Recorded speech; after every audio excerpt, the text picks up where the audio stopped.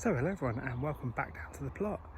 So I've been down here a couple of times since the last video, but it's been really busy down here, so I've not had a chance to show you what I've been up to. I came down yesterday and cut all the grass on both plots, so it's looking a bit tidier, but I thought I'd show you the other things that I've been up to on the last occasion or two when I came down here. So here we go, this is my little selection of plants that I've brought down today to plant. I'm going to be planting these in the pallet collar beds at the front.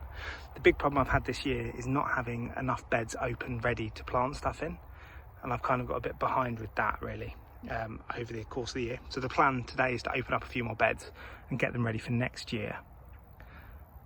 I have got plenty of these pallet collar beds, but they do need filling. That was my plan end of last year, start of this year, but obviously the compost situation was a bit difficult during COVID. But nonetheless, we'll get what I've got planted and we'll start opening up some beds afterwards. So the first plant that I'm going to get planted today is going to be in this bed, and that's going to be the Japanese beefsteak plant. Allegedly, it's supposed to taste like roast beef. Can't say I've tried one before. It's my first year growing them, but it'd be interesting to see what happens. So I grew these from old seeds. And they've all grown quite well in pots. So I'm going to get these planted and we'll see how they do in the ground.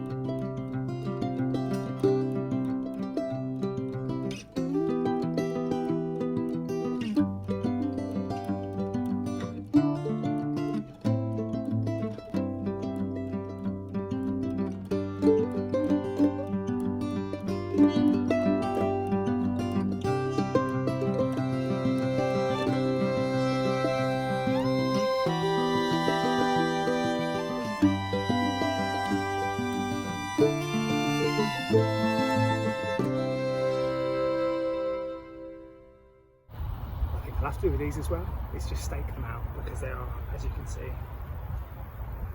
quite flexible. So I thought you didn't need to see me planting all of those plants, you know what it looks like to plant a plant. So here we go, we've got the Japanese beefsteak here. I don't really know very much about them. It looks like they're forming some tubers, but I'm not sure whether that's the bit you eat or not. So I'll have to do a little bit of research on those. The next one that I've got planted today is 2 sweet potatoes. I don't think we're going to get very much out of these, but I thought I'd stick them in here rather than let them go to waste in the greenhouse. So we've got the sweet potato Sakura, and we've got sweet potato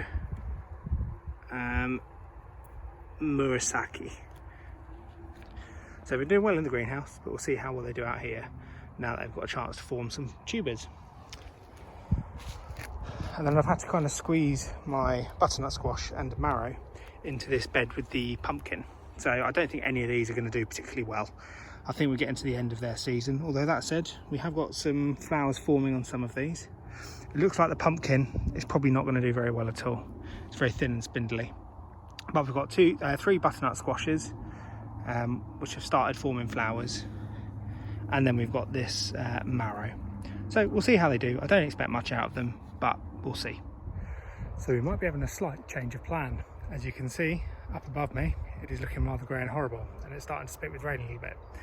Now I don't know if I've shown you before, it's a bit of a faff to get my rotorvator out. Basically the storage that I put it in, it has to be folded down, so it has to be taken out and put back together when I use it, but I don't use it often, so that's fine. What I don't want to do is get it out and for it to start hammering it down with rain, because I'm then going to have to leave it out here then I'm going to have to make a run for it. So my plan instead is to start clearing some rubbish out of one of the future beds, and I'll just show you which bed that I made. So the idea is this area here is going to become a bed. It looks, from the ground, it looks like there's a sort of dugout path here. So I think this has once been a bed, but at some stage before I got the plot, it ended up becoming a bit of a dumping ground.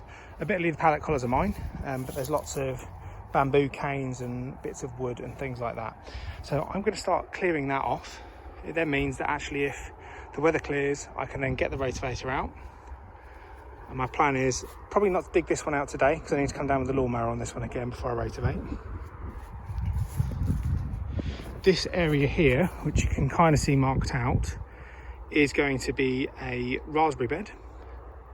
And I'll probably be moving some of the raspberries from that area, trimming them down and bringing them over here. And I've got some more coming in the post in a couple of months' time, which will go in here as well. And the idea being that this will be absolutely filled with raspberries. And throughout the year, different varieties will give different sort of cropping times. And it also means it's quite close to my trees as well, so it kind of feels like a fruit area around here. Then moving up the plot slightly, I'm probably going to keep this as a grassy area for now. I might put the odd pallet collar bed on here. But I'm also going to be rotavating this area here into a bed. And my plan is to plant some field beans in there immediately after I've rotavated it. I don't think it's had a lot grown in it, this bed, for a few years. So the plan is get the field beans in, get some nitrogen reserves in that soil with the roots of the field beans, and then it'll be nice and ready to plant for next year. And then at some point later, in probably a few weeks' time, this bed will get the same treatment as well. The only reason I'm not going to do it right away is because we have got the bean netting up here,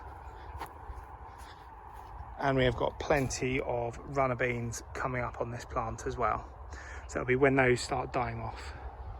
We've got some lovely beautiful flowers on this runner bean as well. There will also be this bed eventually to clear out as well. That's going to be a bit of a bigger job. So that's going to be probably a bit later in the year for clearing this one. Problem with this one, again, you've got lots of rubbish. We've got some pallets in there. We've got some big stinging nettles, probably some raspberry looking plants in there. And we've also got this here. So this was obviously used as a bit of a dumping ground as well before I took this plot on. I'm not 100% sure what is in here. There's probably going to be a few useful bits and bobs. I can see there's a window in there. I've used one of those on the T-bunker. There's also some netting, some bamboo and other bits in there. So we'll have to get to the bottom of that later in the year. And then this bit here as well. Again, lots of raspberry canes. So some of those will probably be transplanted across to the raspberry area. Within there's also lots of bits of wood, plastic, chicken wire. So again, this could be a slightly more tricky bed to clear, but we'll get to it. I've done this as well. So this is going to be one of the carrot beds. I've sat here sifting all of this soil. It might look a little bit lumpy, but that is actually just dirt. No stones in there, or if there is, they're very few and far between. So there we go, that's going to be it for today. So I do intend to go back and do some stuff in the greenhouse when I get home, as long as I don't get waylaid doing something else. So until the next video, take care, thank you for watching, happy allotmenting.